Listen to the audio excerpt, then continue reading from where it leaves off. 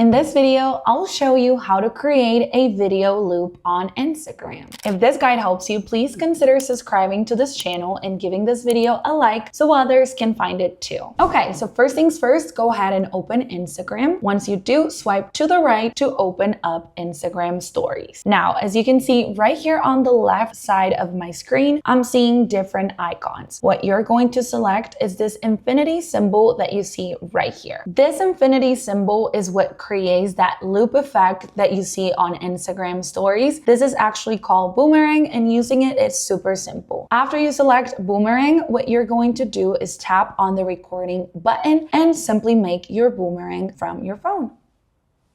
After you create your video, you can add filters to it, even include text if that's something that you want to do. And once you have your video loop ready, all that you have to do is to share it on your Instagram stories by tapping on your story right here at the bottom. And now your followers can interact with your video loop. You can also create a loop from your food, from your outfits, and it's a really fun and interactive way to post on your Instagram stories. That's it. I hope this video helped you.